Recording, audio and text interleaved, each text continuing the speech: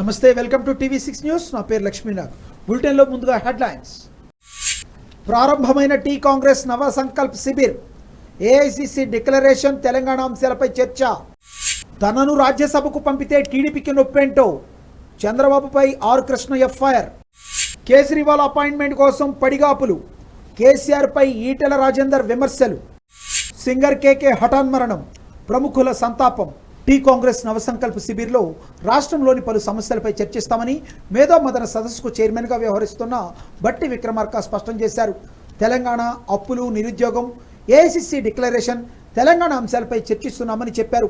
Congress party మూల సిద్ధాంతాలకు అనుగుణంగా ముందుకు వెళ్తున్నామని అన్నారు. చింతన్ శిబిరంలో తీసుకునే నిర్ణయాలు రాబోయే ఎన్నికలకి రోడ్ మ్యాప్లా పనిచేస్తాయని భట్టి పేర్కొన్నారు. ఈ గ్రూప్ రాజకీయాలు అన్నప్పుడు రాజకీయాల్లో ఉన్న అంశాలన్నీ వస్తాయి. పాలిటిక్స్ అన్నప్పుడు ఆర్గనైజేషన్ అన్నప్పుడు ఆర్గనైజేషన్ సంబంధించిన అంశాలన్నీ వస్తాయి. ఎకానమీ అన్నప్పుడు రాష్ట్ర పరిస్థితి ఏంటి, అప్పుల పరిస్థితి ఏంటి, ఎంత దుర్వినియోగం అవుతుంది, ఏం మనం తెలంగాణ ఇచ్చింది, దీన్ని ఎట్లా కాపాడాలా, ఆదాయం ఏంటి, అప్పులు ఏంటి, ఇవాళ జీతాలు ఇవ్వలేని పరిస్థితి ఏంటి, చేతులు ఎత్తేసినటువంటి రాష్ట్రం డెట్ ట్రాప్లో పడిపోయిన విధానం, ఇవన్నీ చర్చకు వస్తాయి. అట్లాగే యువత ఆశించి తెచ్చుకున్న తెలంగాణ రాష్ట్రం వాళ్ళ భావాలు ఏంటి, ఎలా చేయాలా, వాళ్ళ ఆశలు ఎట్లా నెరవేర్చాలి, వ్యవసాయం, ఇవన్నీ వస్తాయి.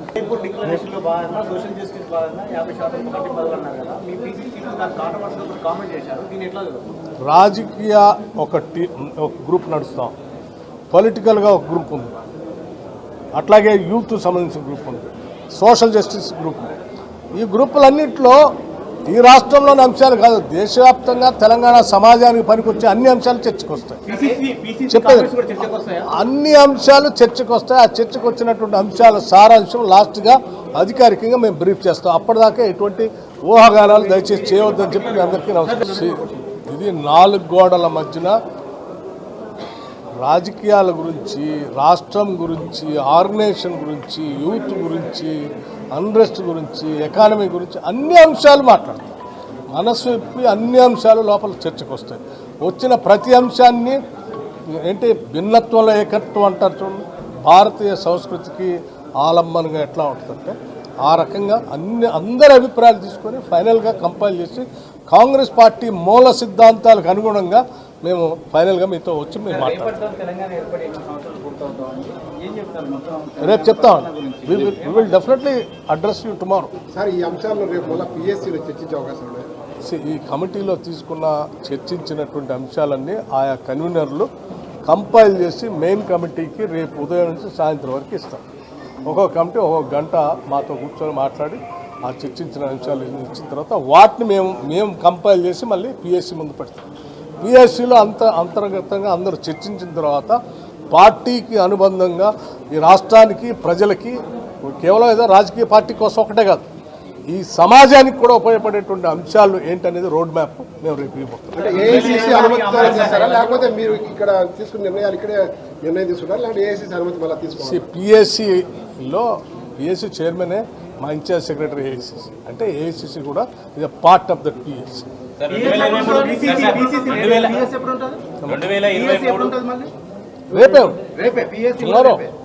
ఇక్కడ తీసుకున్న నిర్ణయాలు జిల్లాలలో కూడా ఇంప్లిమెంట్ చేసే అవకాశం యాజ్ ఇట్ ఈస్గా ఇప్పుడు చింతన్ శిబిర్ ఉదయపూర్లో తీసుకున్న నిర్ణయాలన్నింటినీ కూడా మా రాష్ట్ర ఈ కమిటీలన్నింటినీ కూడా ఇవ్వటం.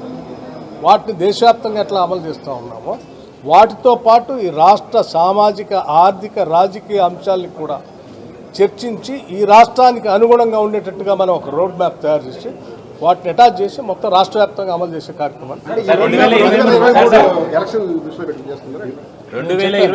మేము మీకు చాలా స్పష్టంగా ఇచ్చాం. కాంగ్రెస్ పార్టీ కేవలం రాజకీయాలు, ఎన్నికలు, ప్రభుత్వాలు ఏర్పాటు చేయడం ఒకటే పరమావధిగా పుట్టిన దగ్గర నుంచి ఇప్పటివరకు కూడా అటువంటి ఆలోచన లేదు. దాని లక్ష్యం ఈ సమాజ అభివృద్ధి చెందాలి, దేశం ఉన్నతంగా ఎదగాలి, ఈ సమాజంలో ఉన్నటువంటి రుగ్మతలు కూడా తొలగిస్తూ ముందుకు తీసుకొని పోవాలి. సో అన్ని అంశాలు ఉంటాయి. ఇటు రాజకీయం ఉంటుంది, సామాజిక మార్పుల కోసం మనం వేసేటువంటి అడుగులేంటి, దాన్ని ఏ రకంగా ముందుకు తీసుకోవాలనేటువంటి అంశాలు కూడా ఉంటాయి.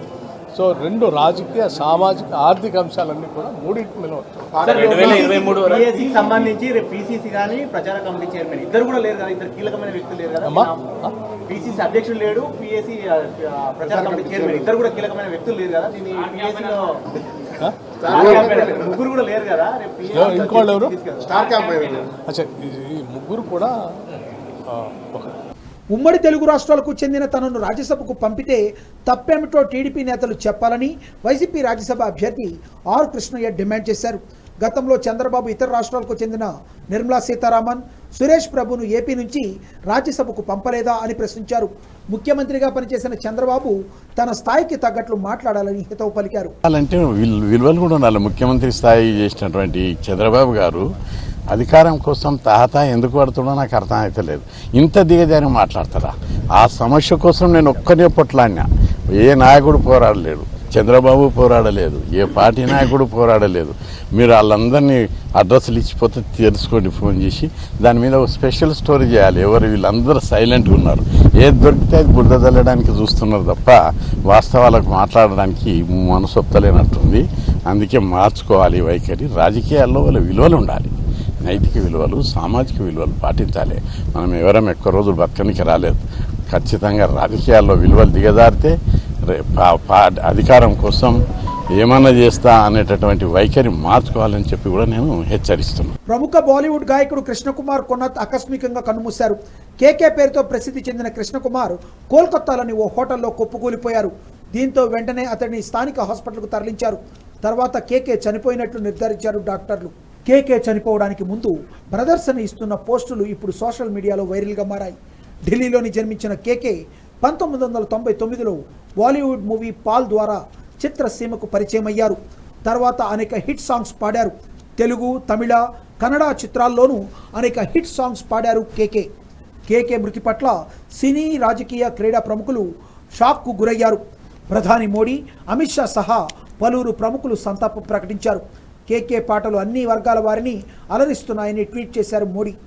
కేకే కుటుంబ సభ్యులకు ఆయన ప్రగాఢ సానుభూతి ప్రకటించారు. పోలవరం ప్రాజెక్టు నిర్మాణంలో తప్పిదాలపై చర్చకు సిద్ధమా అంటూ టీడీపీకి మంత్రి అంబటి రాంబాబు సవాల్ విసిరారు. పోలవరం ప్రాజెక్టు నిర్మాణానికి డెడ్లైన్ లేదని స్పష్టం చేశారు. డయాఫ్రమ్ వాల్ ఎందుకు ఫెయిల్ అయిందో చంద్రబాబు సమాధానం చెప్పాలని డిమాండ్ చేశారు. కాపర్ డ్యాం నిర్మాణం పూర్తి చేయకుండా డయాఫ్రమ్ వాల్ నిర్మాణం చేయడం చారిత్రక తప్పిదమన్నారు. డయాఫ్రమ్ వాల్కు మరమ్మతులు చేపట్టాలా లేక కొత్తగా నిర్మాణం చేపట్టాలా అనే అంశంపై ప్రపంచ మేధావులు తలలు పట్టుకుంటున్నారని మంత్రి అంబటి రాంబాబు తెలిపారు. Decided by the experts. Lower coffer dam చాలా దెబ్బతింటం అంటే పెద్ద అగాధం పడింది. అక్కడ 2 వరదల్లో పెద్ద అగాధం పడింది. దాన్ని పూర్తి చేయాలి అంటే దానికి ఒక డయాఫ్రమ్ వాల్ కట్టాలి. మళ్ళా ఆ ప్రాంతంలో అది పూర్తి చేయాలి అనేది ఒక పద్ధతుల్లో జరుగుతుంది. పూర్తి అవుద్దా లేదా అనేది మొన్న పెద్ద చర్చ జరిగింది నిపుణులతో పాటు. దాన్ని పూర్తి తొందరగా చేయాలి. ఈ సీజన్లో వర్షాలు వచ్చే లోపల లోయర్ కాఫర్ డ్యామ్ను పూర్తి చేసి దెన్ ఈ డయాఫ్రమ్ వాల్ని రిపేర్ చేయాలా. ఇప్పుడు ఇక్కడ ప్రశ్న ఏంటంటే డయాఫ్రమ్ వాల్ని రిపేర్ చేయాలా, కొత్త డయాఫ్రమ్ వాల్ని నిర్మించాలా అనే దాని మీద ఇంకా స్పష్టత మేధావులు, నిపుణులు ఇవ్వలేదు. తలలు పగలగొట్టుకుంటున్నారు.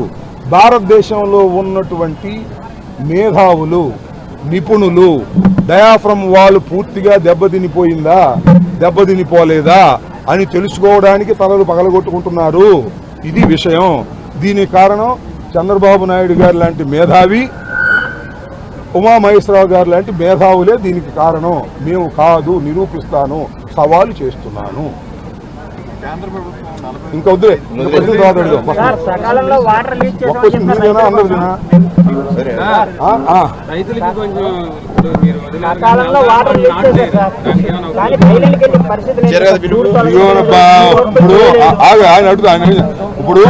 ఇప్పుడు మీరు వదిలేరు కదా, నెల దాకా వాడు వెయ్యరు అంటానికి నేను ఉందాక చెప్పేది అబ్బా. ఇంత విజ్ఞప్తి చేయటం సరే తమ్ముడు, నువ్వు కూడా చెయ్యి.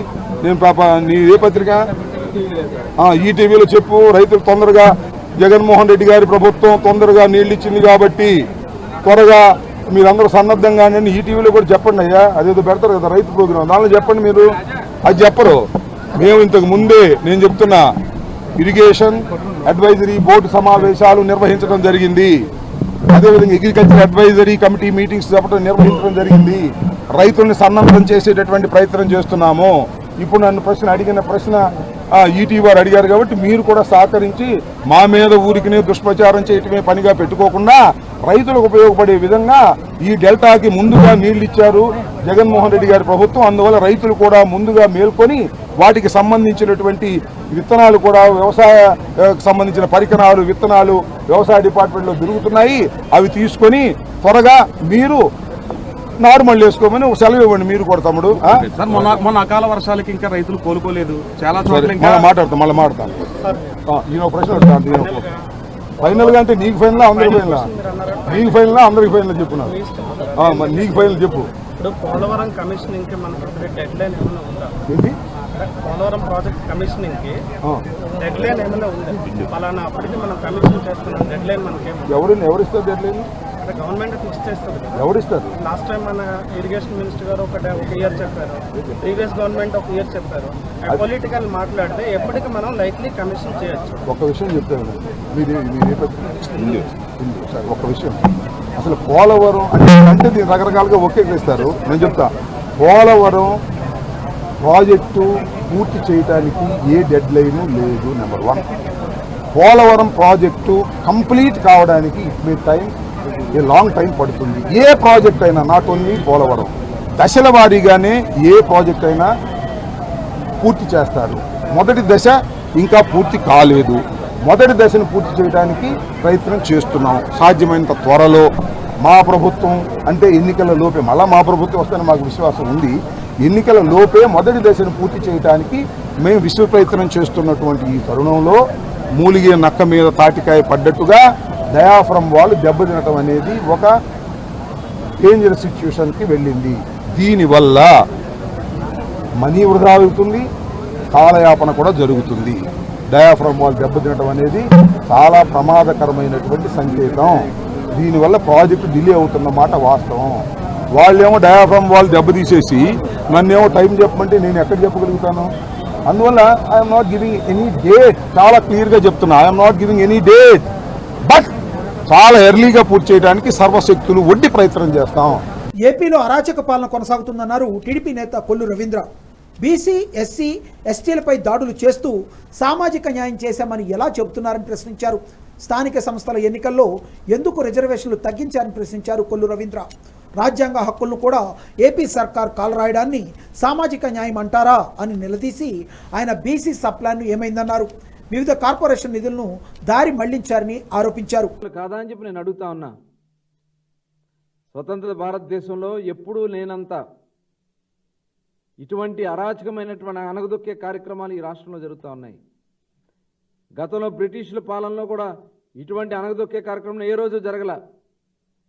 కేవలం ఈ జగన్మోహన్ రెడ్డి గారు ఈ రాష్ట్రంలో ముఖ్యమంత్రి అయిన తర్వాత ఈ రకమైనటువంటి దాడులు చేయించడం, ఆస్తులు ధ్వంసం చేయించడం, హత్యలు చేయించడం, బెదిరించడం, భయపెట్టడం.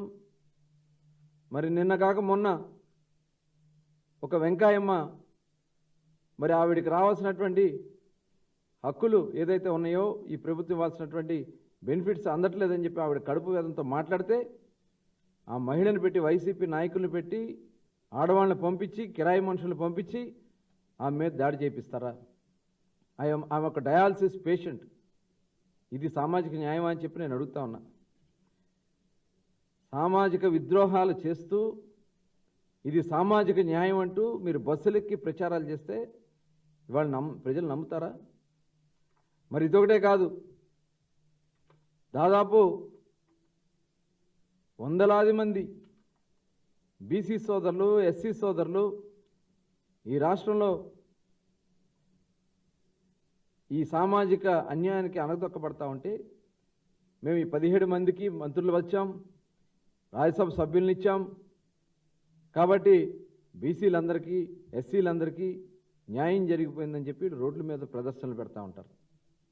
ఇది చాలా దురదృష్టకరమైనటువంటి చర్య. నేను ఒకటే అడుగుతా ఉన్నా, జగన్మోహన్ రెడ్డి అధికారంలోకి వచ్చిన తర్వాత స్థానిక సంస్థల ఎన్నికలు జరిగినాయి. స్థానిక సంస్థల ఎన్నికల్లో 34% ఉన్నటువంటి రిజర్వేషన్ని 24% మీరు తగ్గించడం వల్ల అసలు ఎందుకు తగ్గించాల్సినటువంటి అవసరం ఉంది? తగ్గిస్తే ఈ మంత్రులు ఏం చేస్తూ ఉన్నారు? వైఎస్ఆర్ పార్టీలో ఉన్న నాయకులు మీరేం చేస్తూ ఉన్నారు? ఏమి ముఖ్యమంత్రి మీరు ప్రశ్నించలేకపోతా ఉన్నారా? ఇవాళ డైరెక్ట్గా రాజ్యాంగ హక్కుగా ఉన్నటువంటి పదవుల్ని 16,800 పదవుల్ని ఇవాళ బలహీన వర్గాలు కోల్పోతే ఇవాళ ఇది సామాజిక న్యాయమా? రాజ్యాంగపరంగా వచ్చినటువంటి హక్కుని మీరు కాలరాసింది వాస్తవం కాదా? ఇది అన్యాయం కాదా? ఇది సామాజిక న్యాయం అని చెప్పి నేను అడుగుతా ఉన్నా. ఇవాళ బీసీ సప్లాన్ నిధులు ఏమైనాయి? బీసీ కార్పొరేషన్కి రావాల్సినటువంటి నిధులు ఏమైనాయి? ఇవన్నీ కూడా డైవర్ట్ చేసి దాదాపు 18,226 కోట్ల రూపాయలు బీసీ కార్పొరేషన్కి రావాల్సినటువంటి ఫండ్స్ని డైవర్ట్ చేశారు. 6,320 ఎస్సీ కార్పొరేషన్కి రావాల్సినటువంటి డబ్బులను డైవర్ట్ చేశారు. దాదాపు 878 కోట్లు ఈరోజు ఎస్టీలకు రావాల్సినటువంటి డబ్బుల్ని మీరు డైవర్ట్ చేశారు. ఇవాళ మైనార్టీకి సంబంధించినటువంటి 1,483 కోట్ల రూపాయలు ఇవాళ మీరు డైవర్ట్ చేసింది వాస్తవం కాదా? ఈ ఎస్సీలకి, బీసీలకి, మైనార్టీలకి, ఎస్టీలకి సంబంధించినటువంటి ఈ కార్పొరేషన్ నిధులన్నీ కూడా వాళ్ళ అభివృద్ధి కోసం, వాళ్ళ సంక్షేమం కోసం మీరు వాడకుండా ఈ డబ్బులన్నీ తీసుకెళ్లి వేరే మీ పథకాలకి మీరు డైవర్ట్ చేసేస్తే సంఘటిత అసంఘటిత కార్మికులకు అండగా టీఆర్ఎస్ ప్రభుత్వం ఉంటుందన్నారు ప్రభుత్వ చీఫ్ విప్ దాస్యం వినయ్. కార్మిక చైతన్య మాసోత్సవాలు నిర్వహించారు. ఉత్సవాల ముగింపు సందర్భంగా హన్మకొండ జిల్లా కాజీపేటలో ఏర్పాటు చేసిన కార్మిక ధర్మయుద్ధం సభలో ఆయన మాట్లాడుతూ కార్మికులకు అండగా టీఆర్ఎస్ నిలిచిందని అన్నారు. ఉద్యమ సమయంలో కార్మికులు కేసీఆర్ పక్షాన నిలిచారని గుర్తు చేశారు. అలాంటి కార్మిక లోకాన్ని గుండెల్లో పెట్టుకుని చూసుకుంటామన్నారు. మంది ప్రారంభ దశలో చాలా సందర్భాలలో ప్రత్యేకించి మా ప్రెస్ మిత్రులు కూడా అడిగినారు, ఏందన్నా మేడే అంటే ఒక రోజు చేస్తారు కానీ 2 రోజులు చేస్తారు కానీ ఓసారి వారోత్సవాలు లాంటివి, పక్షోత్సవాలు లాంటివి, ఈరోజు మాసోత్సవాలు ఏందని చాలా మంది నన్ను అడిగినారు. 30 రోజుల పాటు ఏం చేస్తామంటే నాకు వారికి ఉన్నటువంటి 30 ఏళ్ళ అనుబంధంతో ఈ కార్యక్రమాలన్నీ కూడా 30 రోజుల పాటు జరిగిందనేటువంటి విషయాన్ని ఈ సందర్భంగా తెలియజేస్తున్నాను. నాకు ఈ నియోజకవర్గంలో ఉన్నటువంటి సంఘటిత అసంఘటిత కార్మిక కుటుంబాలకు గతంలో ఇప్పుడు రాబోయే రోజులలో విడదీయని బంధం ఉన్నటువంటి విషయాన్ని కూడా మరి పెద్దలందరికీ కూడా తెలియజేస్తున్నాను. ఈ బంధం అనుబంధం నా గొంతుల ప్రాణమున్నంతసేపు ఈ కొనసాగుతుంది అన్నటువంటి విషయాన్ని కూడా ఈ సందర్భంగా తెలియజేస్తున్నాను. ఉద్యమ సమయంలో ఆనాటి ఉద్యమ నేత నేటి ప్రియత ముఖ్యమంత్రి కేసీఆర్ గారు ఉద్యమ కార్యక్రమాలు ఇస్తుంటే మరి ఆ సందర్భంలో కూడా వాళ్ళు ఒక ధైర్యంతోని, పట్టుదలతోని తెలంగాణ సాధిస్తే మా కష్టాలు అయితే అన్ని పోతాయని చెప్పి ఒక ముక్కోని ధైర్యంతో తెలంగాణ ఉద్యమంలో పాల్గొన్నటువంటి విషయాన్ని ఈ సందర్భంగా అక్కకు మిగతా పెద్దలందరూ కూడా వివరిస్తున్నాను. ఆ సందర్భంలో తెలంగాణ రాష్ట్రం ఏర్పడిన తర్వాత ఈరోజు మా ఆటో కార్మికులు సగర్వంగా గల్ల ఎగరేసుకొని ఏ ఒక్క పోలీస్ అధికారి కూడా మా ఆటో కార్మికుల గల్ల పట్టకుండా వినయపూర్వకంగా వారి మరి సహాయ సహకారాలు అందిస్తుందంటే ఈ ఘనత ఆనాటి ఉద్యమ నేత నేటి ముఖ్యమంత్రి కేసీఆర్ గారిదని చెప్పక తప్పదని సందర్భంగా తెలియజేస్తున్నా. ఆనాటి సమైక్యవాద ముఖ్యమంత్రులు, మంత్రుల ఆదేశం మేరకు మా సోదరులందరినీ కూడా అనేక సందర్భాలు అరెస్ట్ చేయడమే కాకుండా చిత్రహింసలు చేసి చివరికి హైదరాబాద్లో గుర్రాలతోని కొట్టించినటువంటి సందర్భం గుర్తు చేసుకున్నాం. ఈ తీరుగా చెప్పుకుంటా పోతే మా సంఘటిత అసంఘటిత కార్మికులకు అనేక కష్టాలు సమైక్య రాష్ట్రంలో ఉండే. కానీ ఈరోజు ఆత్మగౌరవంతో, ఒక విశ్వాసంతో ఈరోజు మా సంఘటిత అసంఘటిత కార్మికులందరికీ కూడా ఈ రాష్ట్ర ప్రభుత్వం ప్రియతమ ముఖ్యమంత్రి కేసీఆర్ గారు చేపట్టినటువంటి సంక్షేమ ఫలాలు అందుకొని వారు కుటుంబాలు ఆనందంగా ముందుకు పోతుంటే ఒక గులాబీ సైనికునిగా, ఒక పార్టీ కార్యకర్తగా నాకు ఎంతో ఆత్మవిశ్వాసాన్ని, ధైర్యాన్ని, సంతోషాన్ని ఇచ్చినటువంటి విషయాన్ని ఈ సందర్భంగా తెలియజేస్తున్నాను. రాష్ట్రంలో పరిపాలించడం చేతకాక సీఎం కేసీఆర్ ఇతర రాష్ట్రాలకు తిరుగుతున్నారని బీజేపీ ఎమ్మెల్యే ఈటెల రాజేందర్ విమర్శలు గుప్పించారు. ఎవరు పట్టించుకోకున్నా ఇతర రాష్ట్రాల సీఎంల వద్ద పడిగాపులు కాస్తున్నారని అన్నారు. ఢిల్లీ సీఎం కేజ్రీవాల్ వద్ద అపాయింట్మెంట్ కోసం సీఎం కేసీఆర్ పడిగాపులు కాయటం సిగ్గుచేటని వ్యాఖ్యానించారు. రాష్ట్రంలో ఆత్మహత్య చేసుకున్న రైతును వదిలి పక్క రాష్ట్రాల్లో చెక్కులు పంపడం సీఎం కేసీఆర్కు తగదన్నారు. నాకు తెలిసి 2 సార్లు 3 సార్లు 2004లో ఎన్నికైండు, 2008లో ఎన్నికైండు, 2009లో కూడా ఎన్నికైండు. 3 సార్లు ఎంపీ ఎన్నికైండు, లెక్కలేని సార్లు ఎమ్మెల్యే ఎన్నికైండు. రాష్ట్ర మంత్రిగా, కేంద్ర మంత్రిగా, రాష్ట్ర ముఖ్యమంత్రిగా పనిచేస్తున్నాడు. అలాంటి వ్యక్తి వాళ్ళు అపాయింట్మెంట్ ఇవ్వకపోయినా, వీరిని నమ్మకపోయినప్పటికీ కూడా, వీరిని దేకకపోయినప్పటికీ కూడా తెలంగాణ ప్రజల ఆత్మగౌరవాన్ని మట్టవెంపే పద్ధతిలో కూడా ఇవాళ కేజ్రీవాల్ దగ్గర పడిగాపరిచే పరిస్థితి. మేము పిలవలేదు, రాజకీయాలు చర్చించలేదని చెప్పి కర్ణాటకలో దేవేగౌడ గారు చెప్పినా కూడా అక్కడ పడిగాపులు పడే పరిస్థితి. ఒక ముఖ్యమంత్రి గారు వస్తారంటే మేము వద్దంటామా, ఓ శాల కప్తా అంటే మేము ఉంటామని చెప్పి ఇతర ముఖ్యమంత్రి ప్రకటించే పద్ధతి.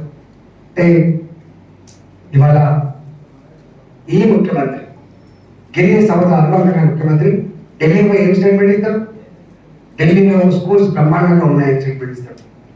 ఢిల్లీలో హాస్పిటల్ బ్రహ్మాండంగా స్టేట్మెంట్ ఇస్తారు. నాలాంటి వాడిని 20 సంవత్సరాల అనుభవం ఉంటేనే మన రాష్ట్రంలో దౌర్బల్యం ఉంటే మనకు తెలుస్తుంది.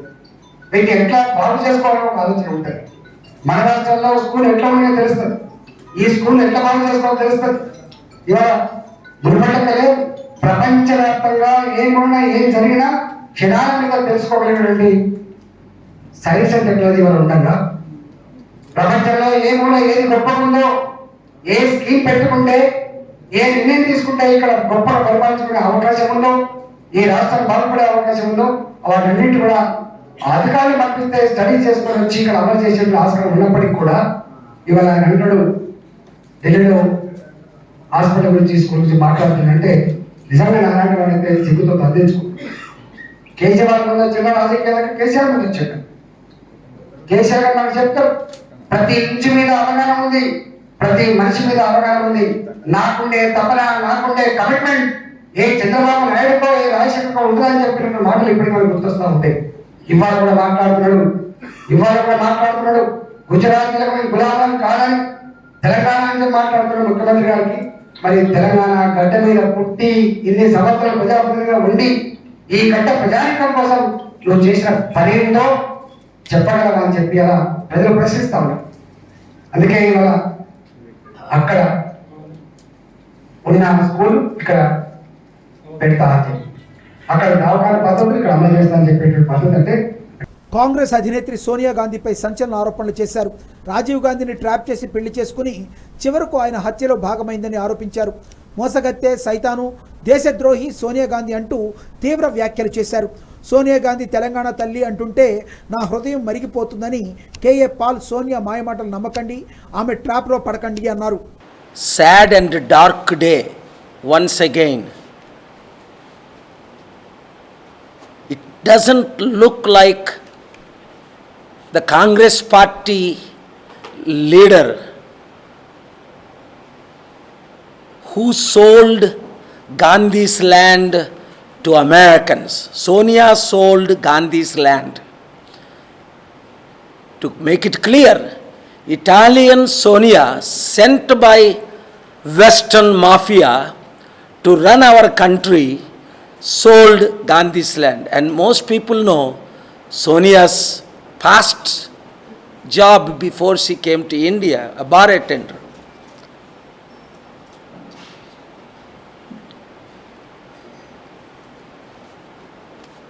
Today, some people are considering Sonia as Telangana mother.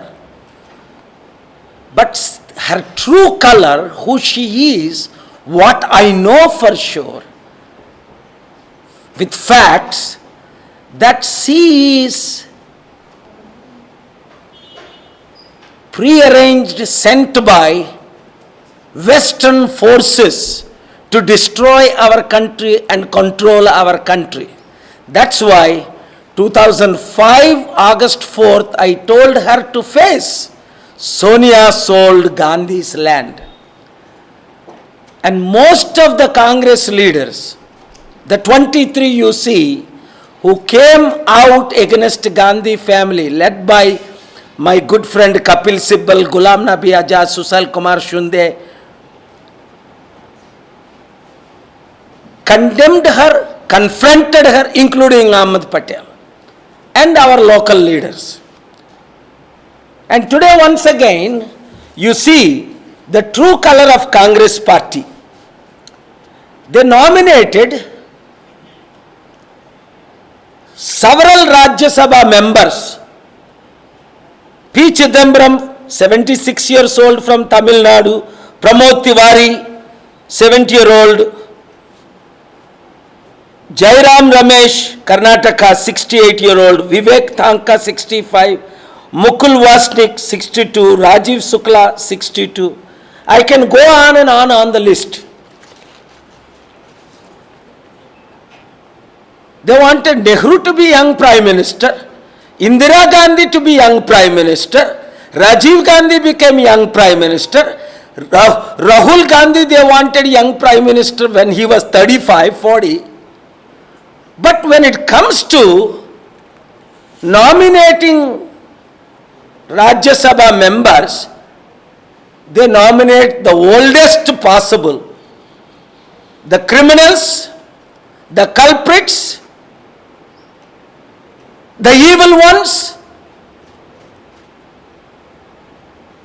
most corrupt leaders of this country. What a sad situation we are in. Of course, other parties are doing the same. KCR did even worse than that. He selected the worst 3 people of entire Telangana who have robbed these states and country, who caused so much damage with such a criminal background, nominating. Like Jagan nominating Vijay Sai Reddy. TRS ప్రభుత్వం కార్మికుల సంక్షేమం కోసం పనిచేస్తుందని పంచాయతీరాజ్ మంత్రి ఎర్రబెల్లి దయాకర్ రావు అన్నారు. అన్ని ప్రభుత్వ రంగ సంస్థలను కేంద్రం ప్రైవేటు రంగం చేస్తున్న ఎర్రబెల్లి అందుకు వ్యతిరేకంగా పోరాటం చేయాలంటే అన్ని సంఘాలకు గౌరవాధ్యక్షులుగా కొనసాగాలని కవితను విజ్ఞప్తి చేశారు. సీఎం కేసీఆర్ దయ వల్ల వరంగల్ ఉమ్మడి జిల్లాలో 1,00,000 ఉద్యోగాలను అందించే టెక్స్టైల్ పార్క్ వచ్చిందని అన్నారు. కార్మిక సంఘాల పక్షపాతి దాస్యం వినయ్ అని ప్రశంసించారు. అట్లనే నేషనల్ స్థాయిలో కూడా రైల్వేకు వాళ్ళు ఇప్పుడు మొత్తం కూడా ప్రైవేటీకరణ చేసే పరిస్థితి ఉన్నారు. కవితక్కకు నేను కోరేది ఒకటే, మీరు కన్నిటికీ గౌరవ అధ్యక్షులుగా ఉండాలి. గట్టిగా సపోర్ట్ కొట్టురా. మా కోచ్ ఫ్యాక్టరీ పోయింది, మీరు కొట్లాడిండ్రు, పార్లమెంట్లో కొట్లాడిండ్రు, మాకు తెలుసు. గిరిజన యూనివర్సిటీ లేదు, బయ్యారం పోయింది, మాకు ఆయన జామీలు మూతపడ్డది కాంగ్రెస్ పీరియడ్లో. కమలాపూర్లో రేంజ్ ఫ్యాక్టరీ ఉండే అది ఎత్తిపోయింది. ఇలా కేసీఆర్ దయ వల్ల టెక్స్టైల్ పార్క్ 1,00,000 ఉద్యోగాలతోటి రాబోయి వచ్చింది. గట్టిగా సభలు కొట్టాలి, చేతుల్లో కొట్టండి. దయచేసి మా వరంగల్ మీద మీరు కన్ను పెట్టి ఇవన్నీ మీరు మాకు ఇప్పుడు పార్లమెంట్లో ఉంటే మర్చుకుంటు మీరు కొట్లాడుతురు, ఇవన్నీ పట్టుకోతురు. మొన్న కొట్లాడిన పార్లమెంట్ ఉన్నప్పుడు వరంగల్ మీద కన్నుంచండి. మా తమ్ముడు వినయ భాస్కర్ కార్మిక నాయకుడే. నేను ఎందుకు చెప్తున్నా అంటే 30 ఏళ్ల కింద తమ్ముడు నా దగ్గరికి వచ్చిండు. నేను జిల్లా పార్టీ అధ్యక్షుడిని, మంచి ఆర్గనైజర్. టౌన్ ప్రెసిడెంట్ ఇస్తా తీసుకోమన్నా, టౌన్ మంచిది, టౌన్ ప్రెసిడెంట్ వద్దు, కార్మిక అధ్యక్షుని కొట్లాడి తీసుకోపోయాడు. కార్మికులు అంటే అంత ప్రేమ. గట్టిగా దెబ్బలు కొట్టాలి చేతుల వాళ్ళే. 30 ఏళ్ళ కింద కార్మికులకు అధ్యక్షుడిగా ఉన్నాడు. అప్పటి నుంచి కార్మికుల కోసం పోరాటం చేస్తున్నాడు. కేసీఆర్ గారికి కుడి భుజంగా ఉండి మీ సమస్యల మీద పోరాటం చేస్తున్నాడు. మీ కష్టాల లోపట నేను వినయన్న తమ్మునికి ఒకటే హామీ ఇస్తున్నా, మొదటి నుంచి కూడా పోరాటం చేసే వ్యక్తి, పేదల పక్షపాతి, పేదల ఎంబడి ఉండే వ్యక్తి వినయ్ భాస్కర్. నీ పోరాటానికి పూర్తి అండదండలు ఉంటాయని కూడా ఈ సందర్భంగా నీ అన్నగా నీకు హామీ ఇస్తూ, ఎందుకంటే చాలా మంది ఎదురు చూస్తున్నారు మా కవితమ్మ మాట్లాడాలని. హనుమకొండ జిల్లాకు పూర్తిగా మీరు అండదండలు ఇస్తూ కార్మిక సోదరుల్ని ఆదుకోవాల్సిందిగా ఈ సందర్భంగా తెలియజేస్తూ, మొన్న 1,00,000 వెహికల్స్ భవన కార్మికులకు పైన మొన్న బడ్జెట్లో పెట్టారు. ఆగాగు బడ్జెట్లో పెట్టారు. ఒక్క 10,000 మా హనుమకొండకి ఇప్పి ఆ సైకిల్ మోటార్లు ఇప్పియాలా వద్దా? భవన కార్మికులకు ఒక 10,000 మా వినయ. విశాఖను ఐటీ హబ్గా తీర్చిదిద్దుతామన్నారు మంత్రి గుడివేడ అమర్నాథ్. దావోస్ పర్యటనలో 50 మంది మల్టీనేషనల్ కంపెనీ ప్రతినిధులతో సమావేశమై రాష్ట్రంలో పెట్టుబడులు పెట్టాలని కోరినట్లు చెప్పారు. తారీఖు నుంచి మే 26వ తారీఖు వరకు ప్రపంచ స్థాయి సదస్సు అయినటువంటి వరల్డ్ ఎకనామిక్ ఫోరం దావోస్లో జరిగినటువంటి సమావేశాల్లో గౌరవ ముఖ్యమంత్రి వైఎస్ జగన్మోహన్ రెడ్డి గారి అధ్యక్షతన రాష్ట్రం తరపు నుంచి డెలిగేషన్గా వెళ్ళినటువంటి సందర్భాలు వెళ్ళే ముందు కూడా మీ అందరితో కూడా మాట్లాడడం జరిగింది. World economic forum Covid pandemic తర్వాత జరుగుతున్నటువంటి మొట్టమొదటి సదస్సు. గడిచినటువంటి జనవరి మాసంలో జరగాల్సినటువంటి సమావేశం 3వ వేవ్ కోవిడ్ వల్ల పోస్ట్పోన్ అయ్యి మొన్న మొన్న 22 నుంచి 26వ తారీఖు వరకు జరిగినట్టుగా మీరు అందరూ కూడా చూశారు. రాష్ట్రానికి సంబంధించినటువంటి మన అవకాశాలని ప్రపంచ స్థాయి నాయకులతో ముఖ్యమంత్రి గారి తాలూకా సమావేశాలు నడిచినాయి. ఆంధ్రప్రదేశ్ పెవిలియన్లో దాదాపు 30-35 మీటింగులు ముఖ్యమంత్రి గారితో బైలాటరల్స్ జరిగినటువంటి సందర్భాలు, దానికి సంబంధించినటువంటి వివరాలన్నీ కూడా మీకు అందించేటువంటి కార్యక్రమాన్ని చేస్తాం.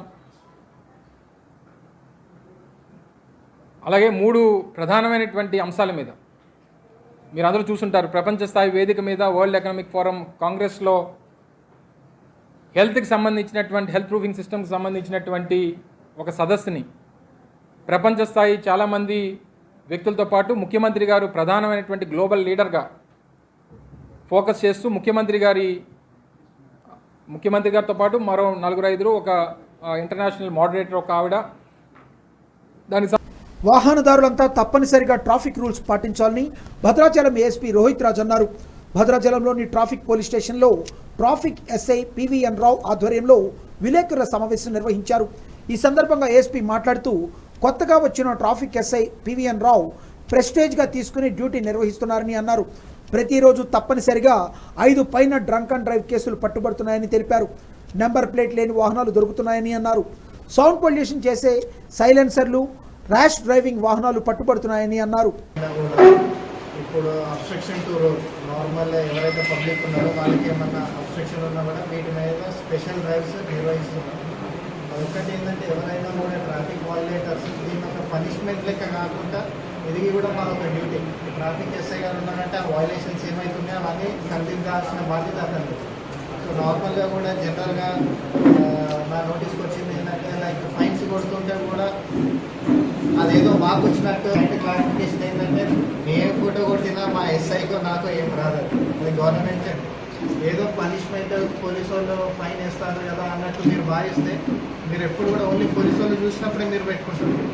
మీరు ఎప్పుడు కూడా అది ఎట్లాగో మీరు కొన్నారు కాబట్టి ఆ బైక్స్కి సైడ్కి తగిలించే బదులు తలపైన పెట్టుకుంటే మీరు మీ ఫ్యామిలీ కూడా సేఫ్టీగా ఉంటుంది. ఇది చాలా మినిమం. ఒక్కటి ఏంటంటే లైక్ మీరు ఏదైనా చేయండి, బట్ వాట్ ఎవర్ మీరు డ్రింక్ చేసిన తర్వాత డ్రైవ్ చేస్తే మీ ఒక్కరికే కాకుండా వేరే ఆపోజిట్ ఫ్యామిలీకి కూడా మీరు నష్టం కలిగించినట్టు. And my sincere request 2 wheelers and ఇప్పుడు ఇంకా హెవీ నిన్న మనుగూరులో కూడా ఒక అతను లారీ డ్రైవర్ డ్రంక్ అండ్ డ్రైవ్లో దొరికింది. ఒక లారీ డ్రైవర్ డ్రంక్ అండ్ డ్రైవ్లో దొరికిందంటే వెరీ డేంజరస్ 2 వీలర్ కంటే. ఒక ఇంప్రాపర్ నెంబర్ ప్లేట్స్లో కూడా ఏంటంటే లైక్ ఫైన్స్ వేస్తుండ్రు, అవి చలాన్స్ వస్తాయని చాలా వరకు వాంటెడ్లీ నెంబర్ ప్లేట్స్ అసలు వేసుకోకుండా తిరుగుతాం. జనరల్గా ఏమవుతుందంటే లైక్ కొత్త బండి కొన్నప్పుడు అది ఒక గ్రేస్ పీరియడ్ ఉంటుంది, ఆ టీఆర్ నెంబర్ ఉంటుంది, పర్మనెంట్ నెంబర్ వచ్చేవారు కొంచెం టైం పడుతుంది. బట్ కొందరు ఏంటంటే వాంటెడ్లీ ఆ నెంబర్స్ లేకుండా తిరుగుతుంటారు. దీనివల్ల ఏంటంటే వాళ్ళు ఫైన్స్ కొట్టినా కూడా నెంబర్ లేదు కాబట్టి ఎవరికి పోదు అన్న ఒకటి ఉన్నది. దీన్ని మేము అంటే మోటార్ వెహికల్ ఇన్స్పెక్టర్కి రాస్తే మీకు ఫైన్స్ కూడా హెవీగా ఉంటాయి. అది మేము ఇనిషియల్గా వీళ్ళందరినీ పిలవడానికి రీజన్ ఏంటంటే ఫస్ట్ ఒక మీటింగ్ పెట్టి వార్నింగ్ ఇద్దామని.